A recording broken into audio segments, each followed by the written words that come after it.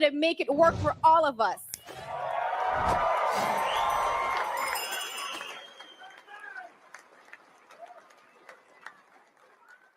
Now, I love all of my husband's policies, but I think that to really understand the policies and the why, we need to understand the man and the family behind of it all. My husband was born from a teenage mother who gave him out for adoption to two school teachers in Calgary. They have worked really hard for everything, living paycheck to paycheck. Pierre worked for everything in his life. Nothing was given to him. That's right, thank you. I was born in Caracas, Venezuela, and my family immigrated here to Canada in Montreal in 1995 when I was 8 years old. My father's first job was collecting fruits and vegetables because that's the only thing he could do. Later on, he had 3 minimum wage jobs just so that he can make ends meet and feed our family. By the time that I was 17, I had left home and been 100% financially independent. By the time that I was 19, I had moved to Ottawa, took a student loan, and worked full-time so that I can put myself through university and feed myself. By the time that I was 25, I had saved enough money, $25,000, to put a down payment on a little townhouse in the east end of Ottawa, a 2-bedroom house. That, I was a 25-year-old single girl.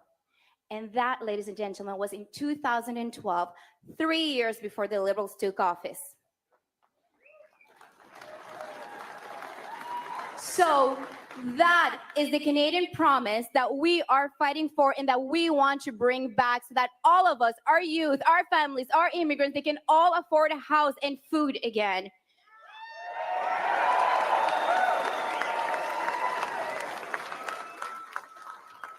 It shouldn't be this way in Canada.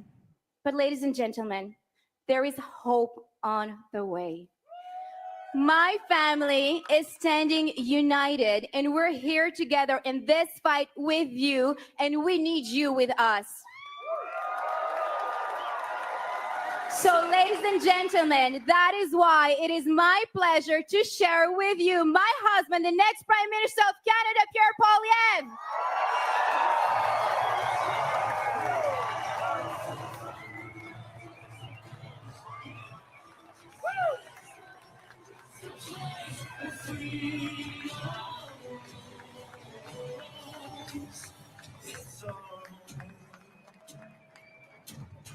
There's something tender about, there's something hidden about, there's something all generations can have and can hold. We break down the walls and break out of the mold. Yeah, we fight for what's right.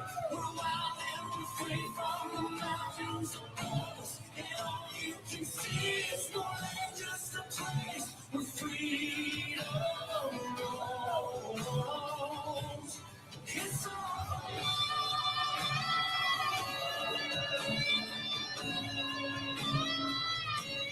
it's all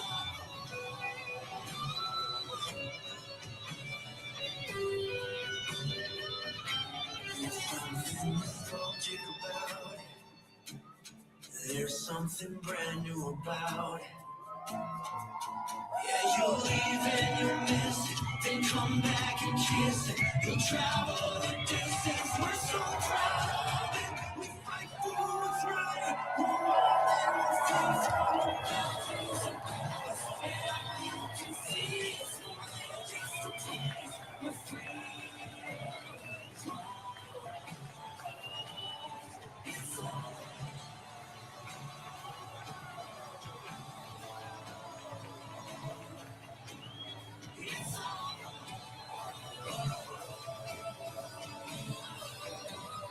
Bonjour, Fredericton! Who's ready to put Canada first for a change? Who's ready to axe some taxes? Who's ready to build some homes?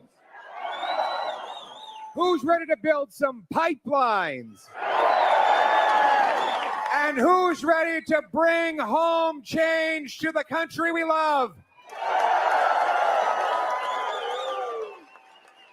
Wow, quel excellent gros. Oui, bring it home. Wow, yeah. Look at this crowd. Look at this crowd, incredible. And it's not just, I need you as well. What a guy. Thank you. Just for that, you get a shirt. There you go. There you go. Thanks for that. A great patriot. Look at this crowd. Incredible. I think that New Brunswickers are ready to put Canada first. What do you think? Ready for a change. Thank you. I love you too. So it's not just the quantity of people, it's the quality. Look at these. These are incredible people. Very good-looking crowd. Patriotic, strong, optimistic. Look at those smiles. People feel hopeful again. They see hope on the horizon. They want to bring home the promise of this country. La promesse du Canada, que chacun qui travaille fort peut avoir une belle vie dans une belle maison, dans une communauté sécuritaire, protégée par des braves soldats sous notre fier drapeau canadien. That is the Canadian promise, that anyone who works hard can have a great life in a beautiful house on a safe street, protected by brave troops under a proud flag. That's what it means to put Canada first.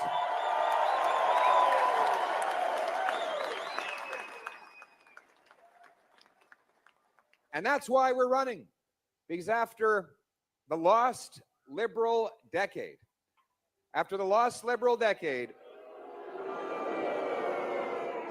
here's the question. After the lost Liberal decade of rising costs and crime and a falling economy under the thumb of the Americans, do we want to elect the Liberals for a fourth term? Or do we want to put Canada first for a change with a new Conservative government that will axe taxes, build homes, and make our country strong? Change. Who wants change? The Liberals will take the change out of your pocket. There's none left. That's right. It's too late. Everyone's already broke. But they're pulling a fast one again, aren't they? After the last Liberal decade, they want you to forget that they doubled housing costs, that they drove up food prices 37% faster in Canada than in the United States with their carbon tax on the farmers and truckers who bring us the food. They want you to forget that they drove 25% of Canadians into poverty. They want you to forget the crime, chaos, drugs, and disorder, the 50,000 blessed souls that we lost to drug overdoses because of their radical liberal ideology on drugs. They want us to forget that they blocked pipelines and mines and drove hundreds of billions of dollars out of our country into the United States, making us helpless against the unjustified threats of Donald Trump. They want you to forget all of that. And the trick they're employing is replacing Justin Trudeau with his economic advisor and hand-picked successor, Mark Carney. Now, it is, as Atlantic Canadians will tell you, it might be a new face at the helm, but it's the same ship, the same Liberal ship, the same Liberal crew, the same broken down Liberal boat, the same sinking ship that's going straight down. That is not change, my friends. That is more of the disastrous status quo that Canadians want to leave behind.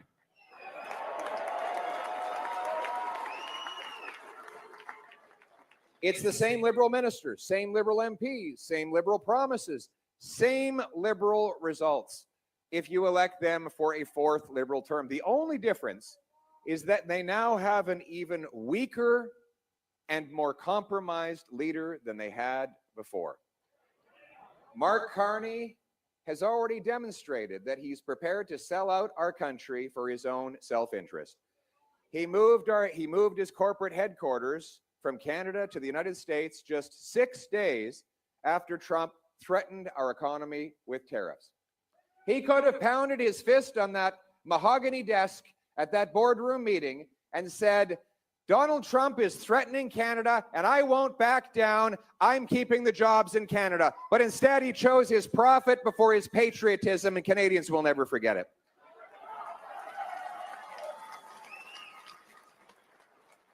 And while our schools and hospitals were starving for money and our taxpayers were overcharged, he stashed his corporate cash in Bermuda so that he wouldn't have to pay Canadian taxes. He took a $250 million loan for his company from a Chinese government-backed bank, personally traveling to Beijing to secure the deal in October, while he was the economic advisor to Justin Trudeau, who should have been acting in Canada's national interest. Now, he is locked up in that conflict of interest. And the worst thing about all of these decisions is that he still owns the shares and the investments in the company he moved to New York, for which he held the taxes down in Bermuda, and from which he got the loan from the Chinese government. All of these foreign interests will be pulling his strings. My friends, this is not a way to change from the lost Liberal decade. Mark Carney will make it even worse. And just today, we saw evidence of that. Did you hear the story of this Liberal MP? It's incredible. The Chinese government puts out a bounty on the head of a Canadian citizen because he criticized China. And the Liberal candidate in the same riding as this Conservative candidate said that that people should turn him over to the Chinese government to send him back to China where he could be killed on a bounty. And Mark Carney was asked what he thought, and he said he would keep that Liberal candidate in place. Of course he would. When you owe the Chinese government $250 million, it's pretty hard to stand up for Canada, isn't it? If this is the question as we face the threats of trade tariffs from Trump, if Mark Carney will not stand up for a Canadian citizen whose life is threatened by a hostile foreign regime, will he ever stand up for Canada against the Americans? Of course not. But he is weak, out of touch, and compromised. But he will never put Canada first. And that's why the choice in this election is very clear. Do you want a weak and compromised Liberal to carry on with a fourth Liberal term of driving costs and crime up and driving our country down? Or are you ready for a change with a Canada First Conservative government?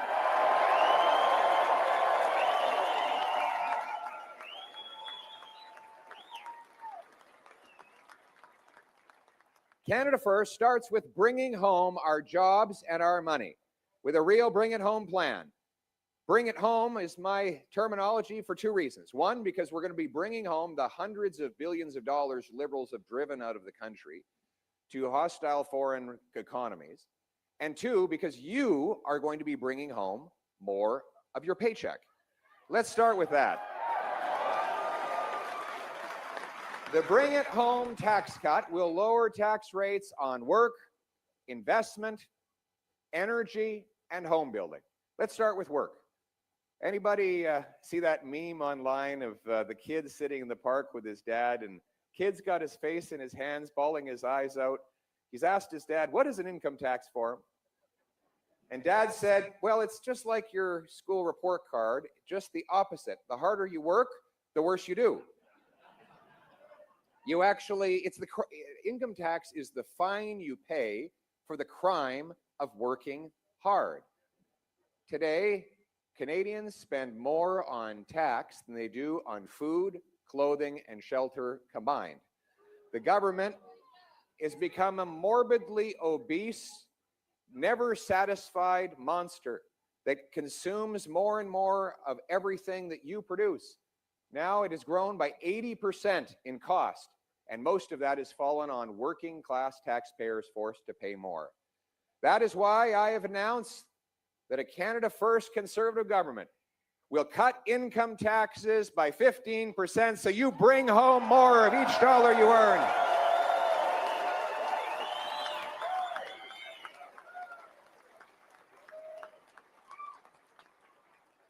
We will cut taxes on investment. Investment is what it takes to make things move. Capital goes where capital grows. So in Canada today, in an hour of work, we produce about 52 American dollars of GDP. In the States, they produce 80 American dollars per hour worked. That means they could work about a third less and make just as much as us. Why is that? We have better workers, harder workers, but why are we making less money? The answer is we have less tools and technology. You take the total investment in our economy, divide it by the total number of workers, it works out to about $15,000 US. In the States, it's $28,000. So you have two workers side by side. Let's say they both shovel snow. One guy on the Canadian side, he's got a small little hand shovel. On the American side, he starts with the same shovel. But the next year, the American gets a much bigger shovel, and the Canadian guy still has a small one. And on the American side, the next year, he gets a big snowblower, and the Canadian still got a small shovel. And on the south side of the border, the next year, he gets a big tractor with a big shovel on the front, and the Canadian's still heaving away, using muscular power. After a while, the American starts to get pretty far ahead. We have less investment in Canada because our taxes are high, and our red tape is brutal. And there is an enormous incentive to send money out of the country. For example, Mark Carney stuffed his corporate cash in Bermuda because he didn't have to pay taxes there. So many other companies move their money abroad for the same reason. We're going to make it advantageous to bring the money home, starting with allowing you to put an extra $5,000 in your tax-free savings account as long as the money goes to Canadian companies. Canadian-only companies. Second, there's the capital gains tax. When a small businessman sells at the end of his career, he has to pay this big tax.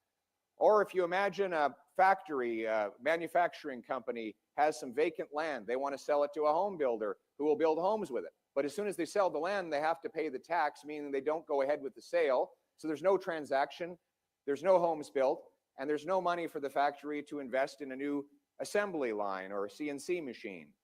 And so the investment never occurs. This tax seizes up our economy and locks out investment. And that is why I have announced that we will put Canada first by allowing you to pay no capital gains tax if you reinvest all the money in Canada.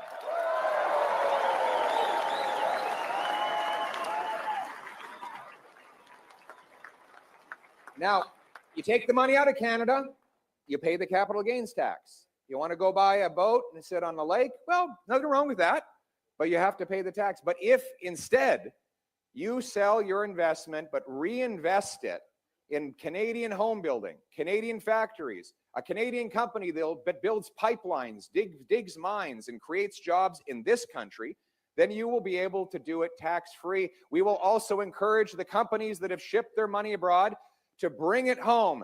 This will be like rocket fuel that will launch our economy above the Americans, make us strong and independent and self-reliant.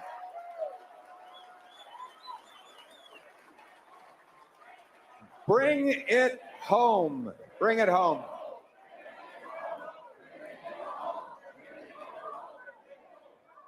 And then there's taxes on energy.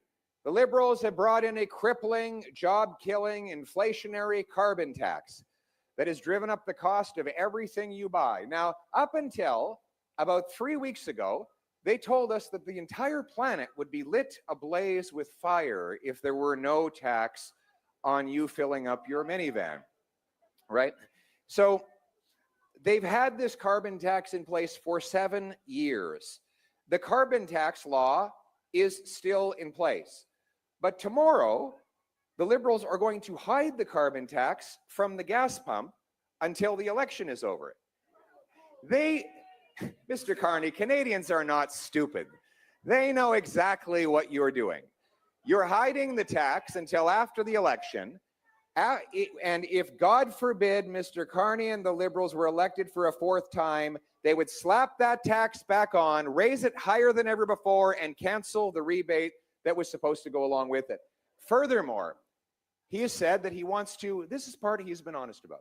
He wants to raise, well, in fairness, Mark Carney has not been in the country for most of his adult life, so he's had 3 passports up until recently.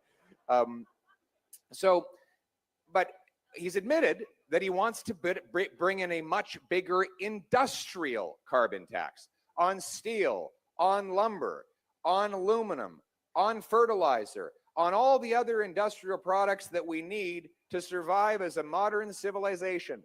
But he doesn't think you're smart enough to know that it will all be passed on to you in lower wages and higher prices. And this is some area where he's got a lot in common with Donald Trump. Both want to tax Canadian industry. Trump wants to do it with tariffs. Carney wants to do it with a carbon tax. You know, we're talking about fighting Trump on tariffs, and I agree with that. But I'll tell you something, it's even worse when the tariffs and taxes are being put on our businesses by our own government. And so let me be clear. We will put Canada first by axing the carbon tax for everyone, for everything, for good, for real, for a change.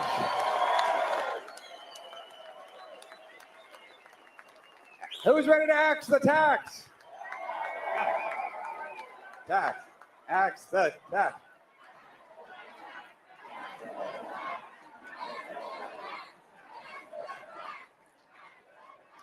And we're going to axe the worst tax of all, the inflation tax.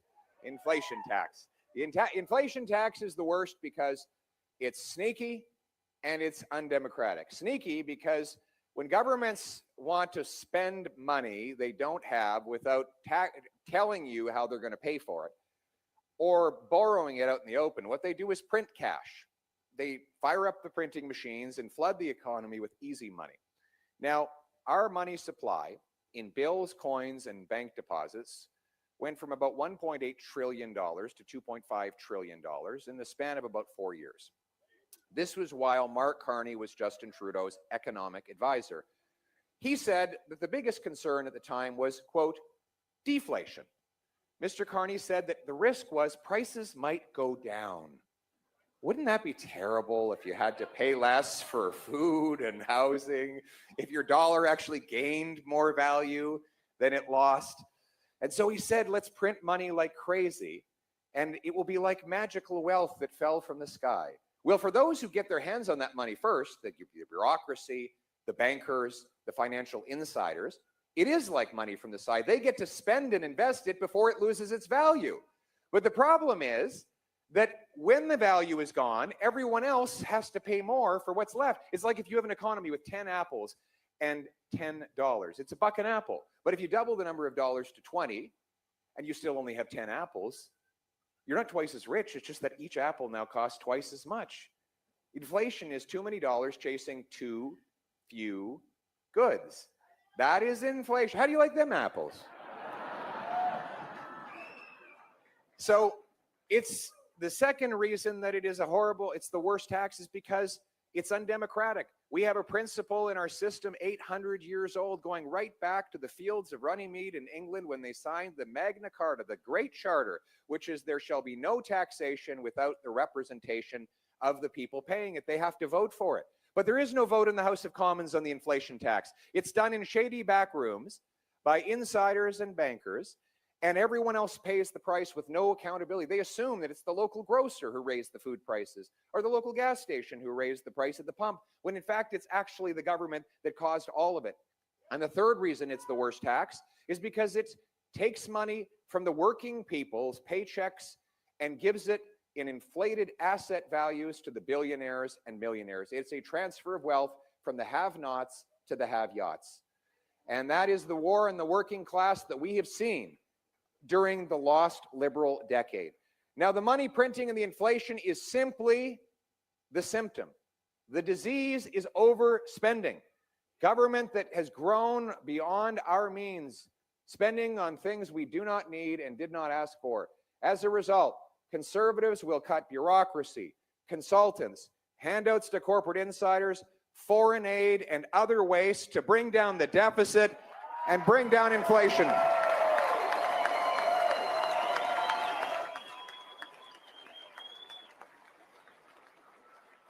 So that your money retains its value and that a dollar earned can turn into a dollar spent, that your money should grow in its purchasing power when we have solid and sound money. And that should be able to buy homes again. After the lost Liberal decade, housing costs have literally doubled.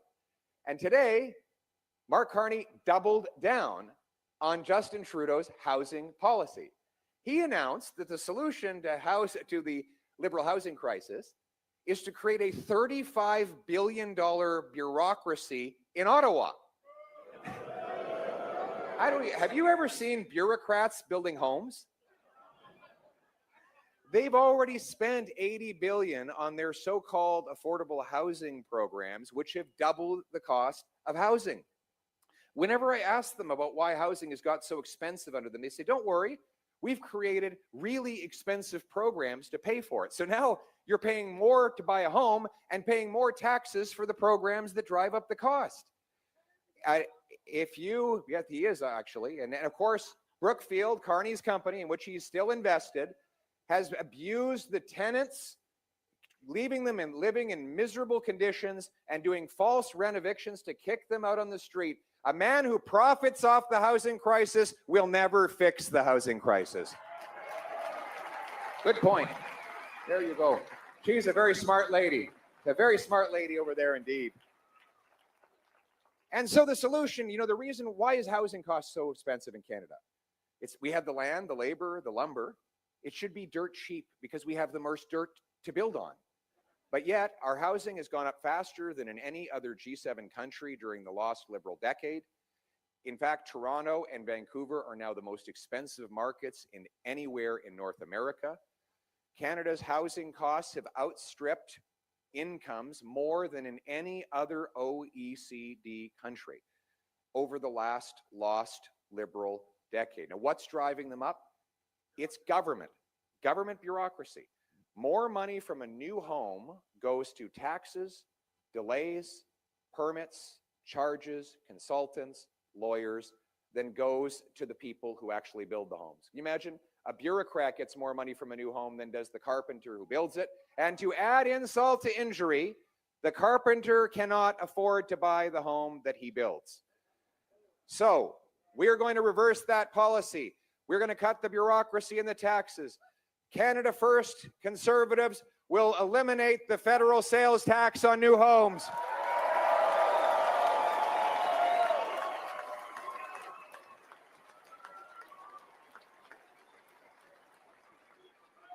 We will incentivize municipalities to speed up permits, free up land, and cut development charges to build 15% more homes per year. We will sell off 15% of government buildings and land and use that land to build more homes.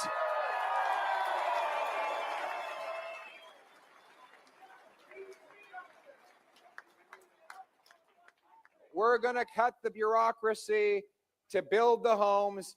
And you know what it takes to build the homes? Boots, not suits. Boots, not suits. Do we have any tradesmen in the house? Yes. The people who build stuff, fix stuff, move stuff, and make stuff. What's your trade? Right on, a plumber. Okay, give it up for the plumber.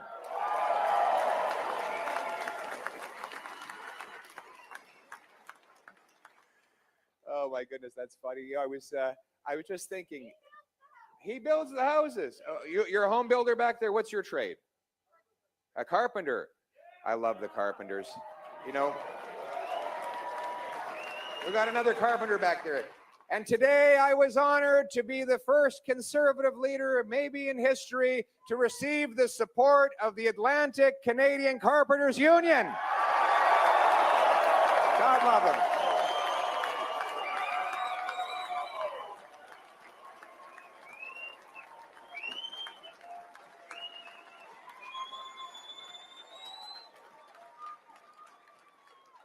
you. Hey, there he is. Come on up here. Come on up here. I'm just okay. Introduce yourself. I'm Peter Dawson. I'm the lawyer for the Carpenters Union in New Brunswick. And we're proud to support Pierre Poilievre here in New Brunswick to build houses back again after 10 years of it not happening.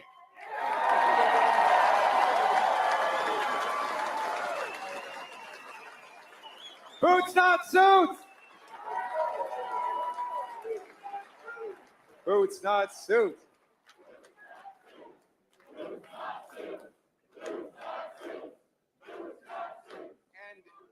And behind the slogan is a real plan. Here's our plan. We're going to restore the $4,000 apprenticeship grant to give our kids a boost when they go to the apprenticeship.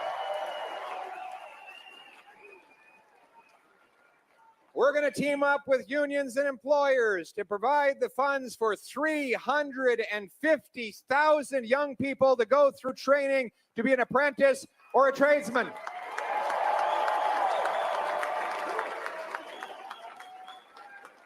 We're gonna harmonize the health and safety rules across the country so that our tradespeople don't have to take an unpaid 4-day course every time they go from one province to another. A Canadian should be able to work anywhere in Canada.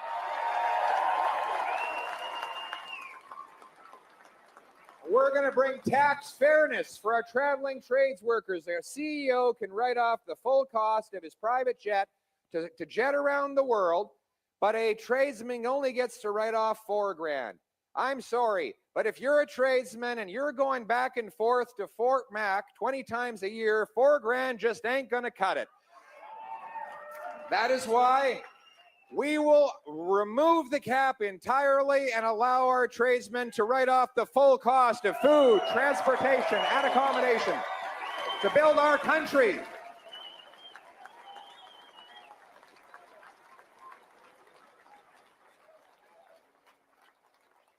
And they're going to have a lot of work to do because there's a lot of building to get done. My message to every young person, if I could give you one piece of advice, go study a trade. Get a trade. Get a trade. Get a trade.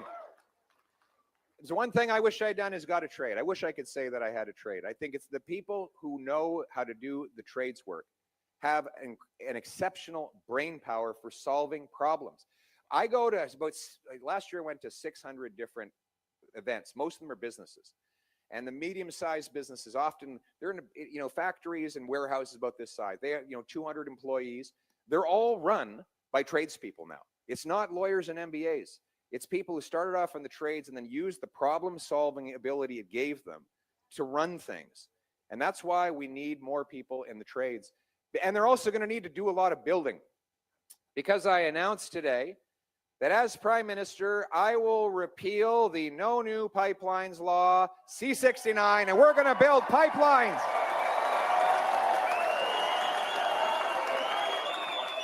Build some pipelines.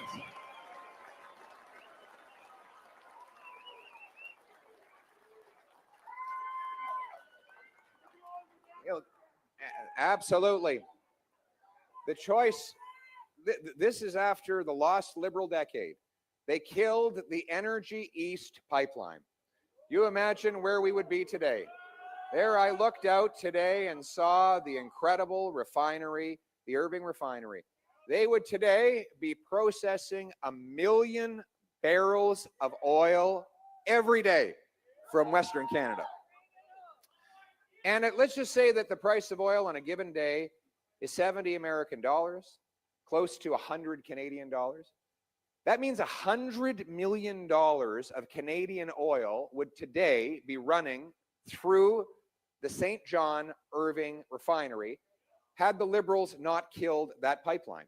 They changed the rules in the middle of the game to make it impossible to get done. So the company canceled it and they moved their money to Texas. And then we saw them block the Northern Gateway pipeline that would have taken Western oil to the Pacific, 500,000 barrels that could be going to Asia. So now that money goes, those barrels go to the States at an enormous price discount, about $15 below the world price, which the Americans happily go around and sell at a massive profit. at our expense. They must be laughing at us. Then Mark Carney testified in Parliament against that pipeline to try and kill it. He is part of the radical net zero movement. Net zero growth, net zero jobs, net zero paychecks. While he supported carbon tax in Canada, he profited off American coal. While he blocked pipelines in Canada, his company profited off of Middle Eastern pipelines. He didn't want competition for his business, and guess what? He still owns that business, so he'll have a vested profit motive in blocking Canadian energy to make his foreign interests more profitable. He has the same radical, loony left members of his cabinet as Justin Trudeau. Stephen Guilbeault, you ever heard of him? They are still in his cabinet, still blocking all the resources. They still have in law C-69, the No New Pipelines bill. The bottom line is he will say anything he has to trick people into voting for him. You know, we just caught him plagiarizing. Do you hear about this? He plagiarized his way through university, 10 confirmed instances of plagiarism in one essay. And now he expects you to believe him on the eve of the election that he's had some kind of epiphany on energy. My friends, the choice is this. In the next election, do you want to give Liberals fourth term to block our resources and enrich the Americans, or do you want to put Canada first for a change by unlocking our resources to bring home our jobs?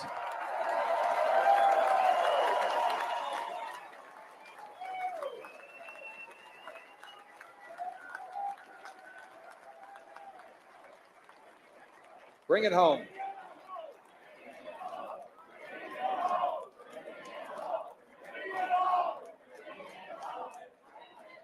We will repeal C-69 to build Canadian pipelines with Canadian steel to bring Canadian energy to Canadian refineries. We will back a national energy corridor, a pre-approved zone from Western to Eastern Canada so that our companies can take our resources from the West to the East and off to the world to turn dollars for dictators into paychecks for our people in this country.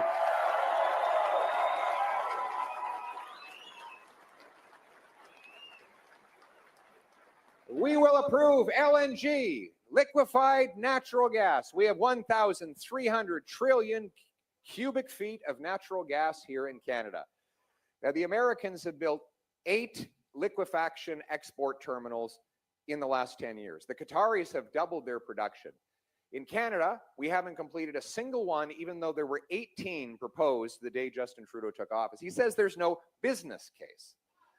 Mark Carney, being his economic advisor, agreed with him on that. Let me tell you about the business case. The price of natural gas, a million metric British thermal units in Europe, is $15. In Canada, it's $4. So here's the business case. We're going to do this really slowly for our Liberal friends. If you can take something worth $4 and sell it for $15 and do that billions and billions of times, that's a business case, okay? So the only thing, I asked the businesses, what do you have to do to get it done? How can we help? He said, one thing, get out of the way. We need to get out of the way and grant rapid permits so that we can build these big, beautiful plants. In Canada, we have a massive advantage. We have cold weather that makes it 25% cheaper to liquefy a gas compared to the US Gulf Coast. We have shorter shipping distances. To Asia, it's 11 days from Canada. It's 20 days from the US Gulf Coast. Shorter shipping distances from the East Coast to Europe. The Germans, the French, the Greeks, the Japanese have all asked for our natural gas. And when I'm Prime Minister, they'll be sending us billions of dollars because we will approve those plants, we will send the gas, and we will bring home the jobs for our people in this country.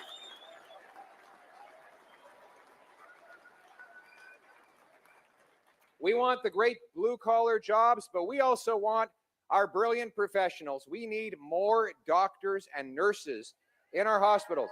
Do you know we have 32,000 immigrant nurses and 20,000 immigrant doctors banned from working because the bureaucracy won't let them prove their qualifications.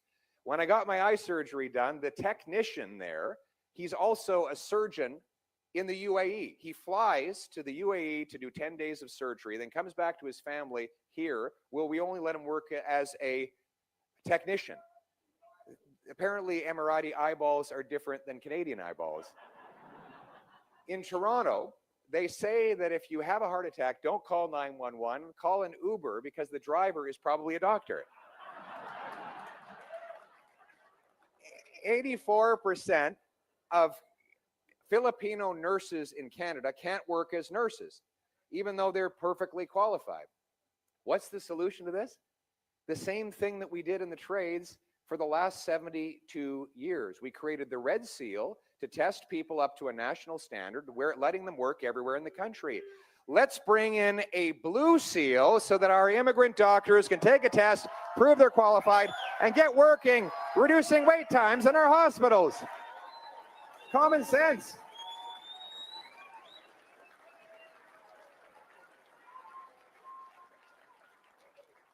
By bringing home these paychecks, we will fortify our economy. We will make ourselves strong and self-reliant so that we can stand up to Donald Trump from a position of force and strength. We need to be a nation that stands on its own 2 feet, that supplies its own resources, that upgrades and adds value to those resources and sends them to markets at home and abroad without relying on one market. We will stand up to President Trump from a position of strength.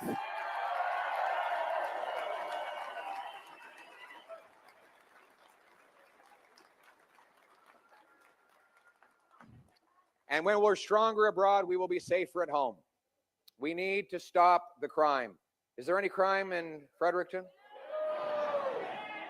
After the lost Liberal decade, crime is running out of control.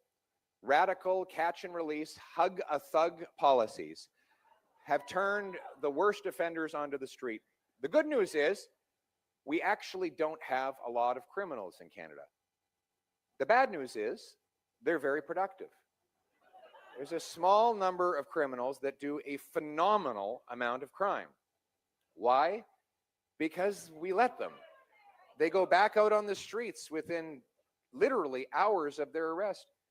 As our friend Rob Moore works so hard to fight against crime, we give it up for Rob Moore, a great lawyer and crime fighter.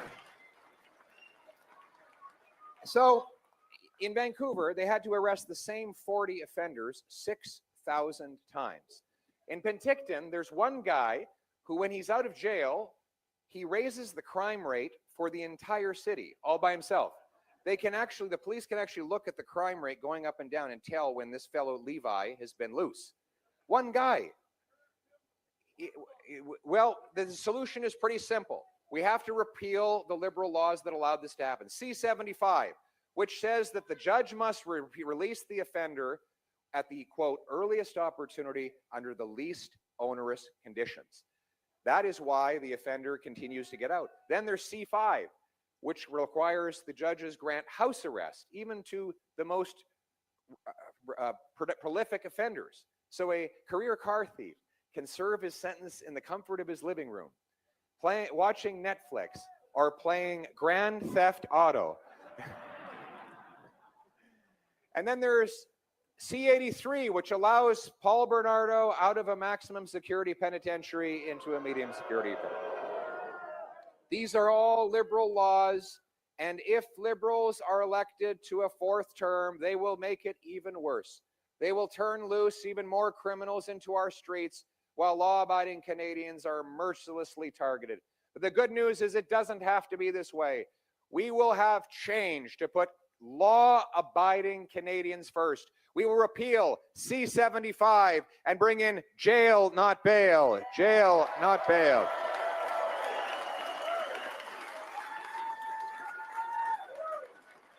We will repeal Liberal law C-5 to end house arrest and put real offenders behind real prison bars.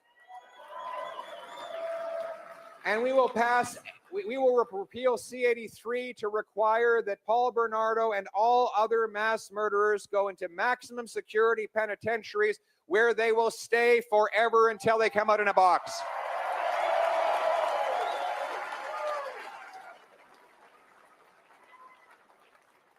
And then we will secure our borders to stop the illegal guns that are responsible for over 80% of the crime. 99% of shipping containers enter this country with no inspection. That's the source of the drugs, guns, and stolen cars.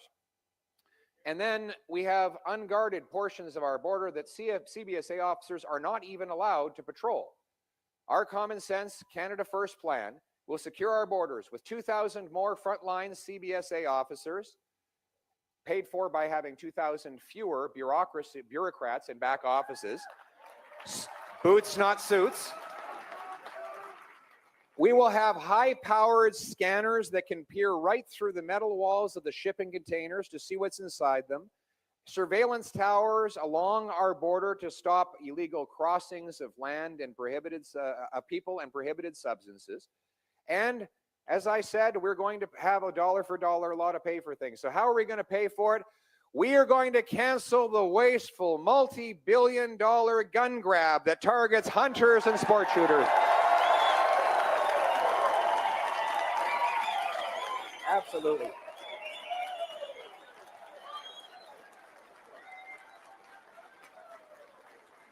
Make no mistake. Make no mistake, the Liberals have said it in their own words. They will ban your hunting rifle. Tell everyone at the hunting camp. Tell everyone at the hunting camp, if the Liberals get back in, they will ban every single hunting rifle in this country. They cannot stand the idea that someone would have the independence to go and harvest the protein of the land, to bring home a deer or a moose to feed their own family, because of course then you don't need the government. The last thing they want is for you to have that feeling of independence. But they don't understand that in rural communities across this country, after 10 years of Liberal food price inflation, there are many families that wouldn't get any protein at all if they weren't able to hunt for it.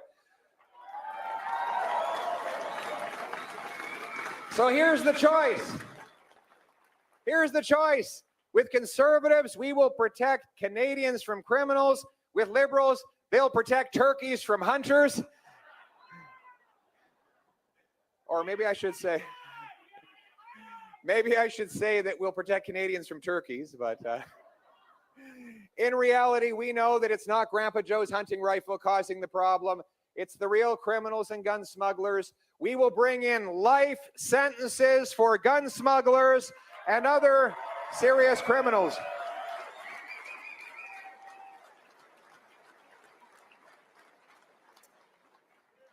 And then, what's that? Well, we don't need to do that. We don't need to do that. We just need to vote them out. Vote them out. Vote them out. That's what we're going to do. What we're going to do is vote them out of office and give Canadians back control of their lives. We're going to bring real change to put Canada first. And that includes standing up against the scourge of fentanyl and drug overdoses. My friends, this is possibly the biggest tragedy of the lost Liberal decade. 50,000 people have died in one decade in Canada from opioid overdoses. That is more than died fighting for us in World War II. Not a week goes by that I don't meet a family member who tells me, there we are right there. I'm sorry. I'm sorry for your loss. We hear these, may she rest in peace. God bless you. Thank you. Thank you. Thank you. Thank you.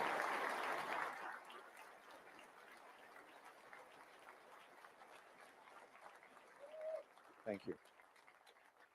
We hear these stories all the time. I got a letter from a father the other day, and he said, I held my wife's hand when she gave birth to our baby boy.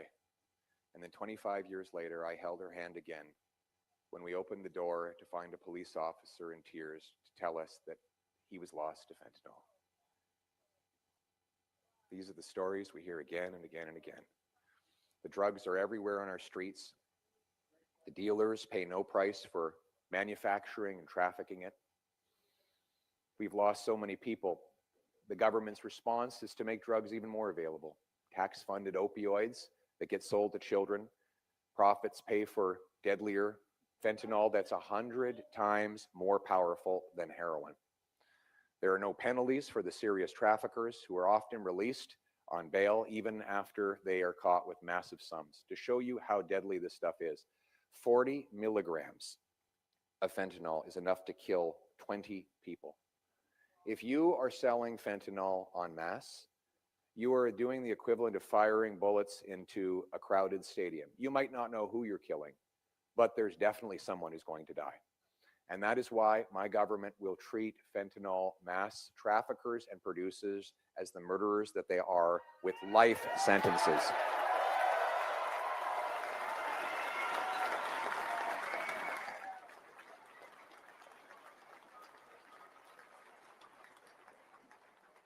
Life sentences, and then we will secure the borders to keep the illegal drugs out. We will stop funding opioids, and instead we will put the money into treatment and recovery services to bring our loved ones home drug-free. I think of the wonderful treatment centers like Harvest House here in Eastern Canada, here in the Atlantic, where they bring young men and women in off the street. They provide them with detox, counseling, group therapy, physical exercise. They help them get into a job, at a home. They reunite them with their family, give them some faith again, teach them a little bit about how to get back on their feet so that they can start all over again. What I said to those young men when I visited them, I sat around the table and I said, I need you. I need a favor from you.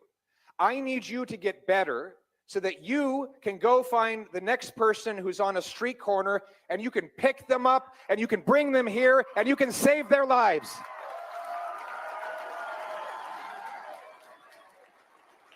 Surviving that addiction is like a superpower. You will be able to say that you've been to the bottom of the valley and you know how to climb back to the top of the mountain. So my message to anyone who is out there today suffering from addiction, hang on, have hope, help is on the way.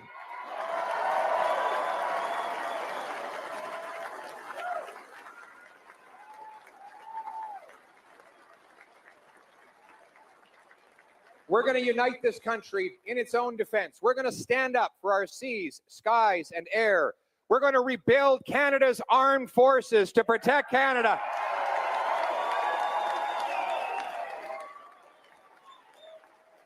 I need you to elect military veteran Brian McDonald right here in Fredericton, Armukto. I need him on my team to rebuild the forces.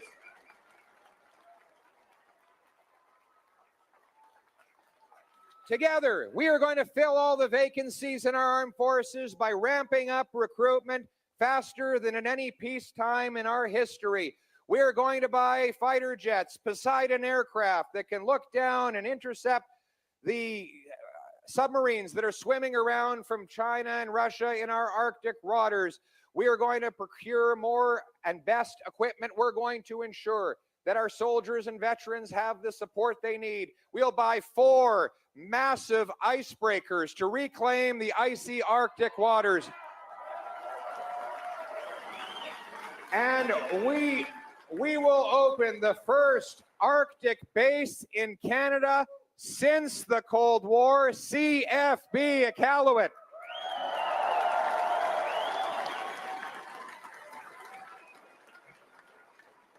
Are there any of the great men and women here in this room who serve at CFB Gagetown? Give them a round of applause. Our heroes. Give them a round of applause. Thank you. Thank you. Thank you for your service. And we will reinstate a warrior culture, not a woke culture.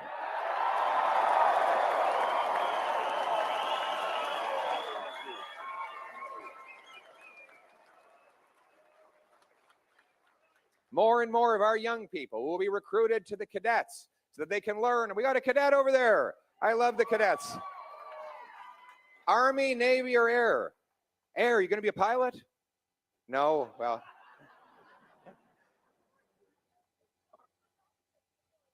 The Army cadets are too far away.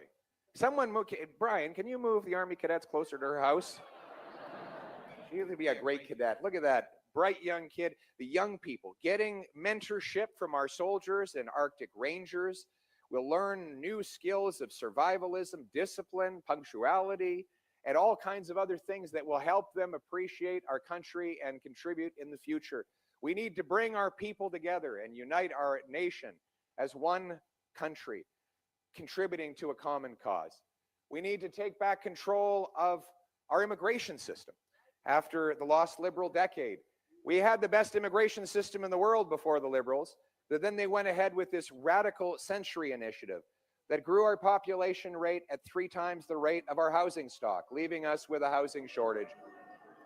When I am Prime Minister, we will reject the century initiative. We will cap immigration so that population never grows faster than the availability of homes, healthcare, and jobs. We will honor our history. We will honor our history. We will put up rather than knocking down our statues, including beautiful statues to John A. Macdonald.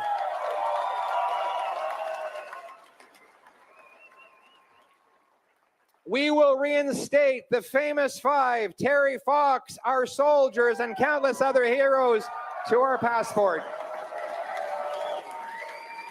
We will be a self-reliant, strong, sovereign people that harvests its resources, trades with each other, builds homes for its youth, protects its vulnerable, secures its border, tells its stories, sings its songs, waves its flag, a nation that gives hope to everybody.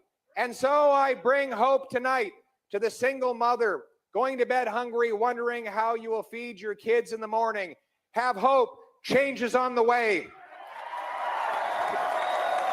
To the young couple worried about your biological clock running out before you can afford a home for kids, have hope. Change is on the way.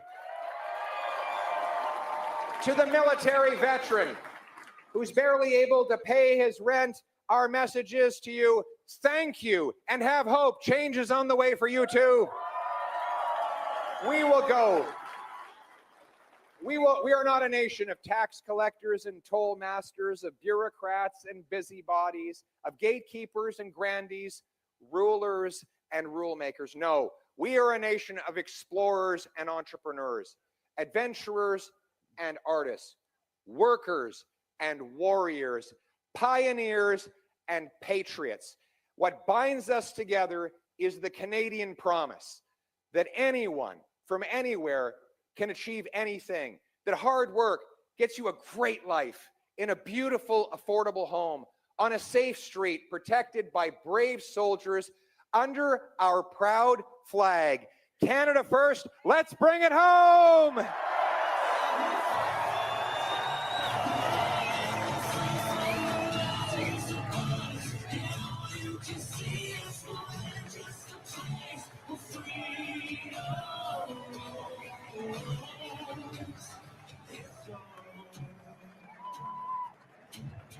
There's something tender about, there's something hidden about, there's something all generations can have and can hold.